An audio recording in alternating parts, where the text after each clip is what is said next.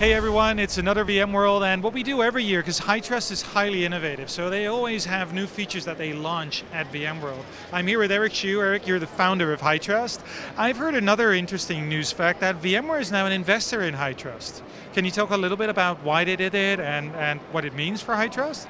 Yeah, no, thank you, Jeremy. And we're very excited to have VMware as an investor, and I think it's a great indication of the importance that security plays with VMware customers. And it's not just VMware, we also have Cisco and Intel as investors as well, and that really enables Hytrust not only to have a relationship that enables us to solve problems for VMware's biggest customers, but also solve big problems. And one big problem that we're here to talk about is boundary controls, which we're announcing with Intel.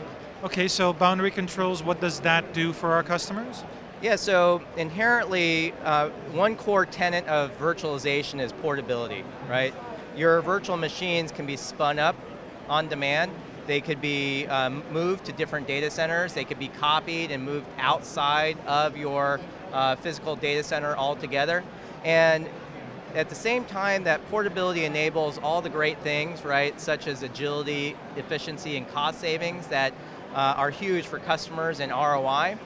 It also leads to a loss of control over their data, right? What happens if somebody makes a copy of a virtual machine and takes it home or sells it to a competitor or sells it to a foreign government? What happens if somebody spins up a virtual machine with regulated data in an insecure, unregulated data zone, or a classified data in an unclassified zone, or if you're a foreign country and you need to make sure your data stays within your country borders, what happens if that data goes outside of your country? And so what boundary controls enables you to do is essentially regain that control over your data and secure your data while still enabling those organizations to adopt virtualization and portability. And we do that with Intel, right? And we enable you to, one, ensure that your workloads are running on trusted hardware with Intel TXT. Number two, we ensure that by policy, you can make sure that the placement of your workloads is such that they only run in authorized locations. Okay. And number three, that we encrypt the data in your virtual machines and only allow your data to be decrypted if it's running in those authorized data centers running on trusted hardware. Well, that's one of the questions that I get a lot, is customers wanting to do hybrid clouds, multiple data centers, but how do they control the data? So this sounds like the ideal solution for that. Is there something that customers can do this to easily sort of enter into their environment so that they don't have to create all the rules themselves? Do you have some profiles or some policies pre-made for them as well? Yeah, definitely, and we love to show you this technology. It's very much leverages Intel's TXT capability that has been built into the TPM modules of chips from 2010 Xeon processors, and our Hytrust cloud control solution, which enables you to enforce policies on your virtual infrastructure, including placement policies, and Hytrust data control, which enables you to encrypt your virtual machines, whether they're in your private cloud or your hybrid cloud, and only decrypt them if they're running in those right data centers. So perfect control for the mobile and sort of liquid way of doing computing, as Pat was talking about this morning. So you mentioned you could show something to us. Yes. So we're standing in front of one of the demo pods. Can we show it here? And we have Ken Siegel, our Director of Systems Engineering, that can walk us through a demo of the solution. Okay, perfect. Great. Well, Ken, if you could come into the shot and show us some of the solution that Eric was just talking about. Sure. Can you show it here? Yeah, I'd love to. What's happening with our customers is they're really investing a lot in these next-gen data centers. They're highly automated. And one of the risks, I guess, that's inherent in these new data centers that they're trying to take advantage of is that the data is very portable. Those applications or the virtual machines are very portable. They can migrate out of the infrastructure. And we want to make sure that our customers are able to protect that data wherever it resides. So we've introduced some capabilities around boundary controls. We've worked with Intel for several years now to actually be able to come out with a solution for this. And what happens is you have a virtual machine that actually has our module or agent installed in the virtual machine, so the encryption stays with it wherever it goes. Okay.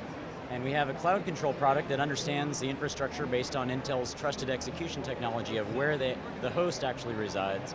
And based on the information we know about the virtual machine and a host, we know we can set these geo-fence boundaries because customers are looking at geo-fencing for their data sovereignty rules, just the... Well, I know, I'm from Europe and we've got a lot of protectionistic rules around, for example, personally identifiable information that needs to stay within the country.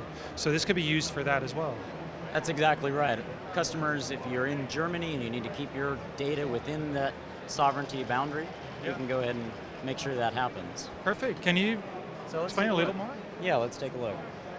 If the virtual machine is within the boundary, then Hytrust will go ahead and get requested for a key, and we'll know that the cloud control appliance will give it access because we know it's within the boundary.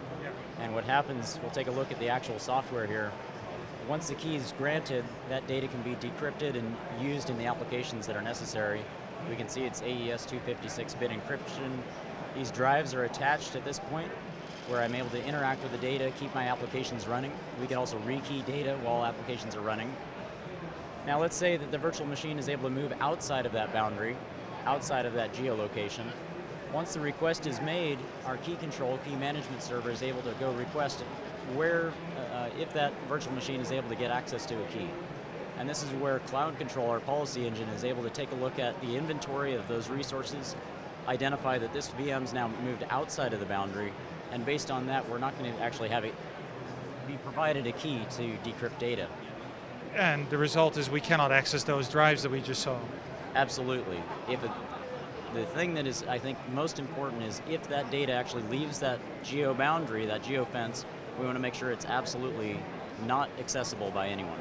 Exactly. So even though it may move physical location, it cannot be decrypted. So it's all encrypted data and nobody's the wiser. Correct. So for data sovereignty, it's very important.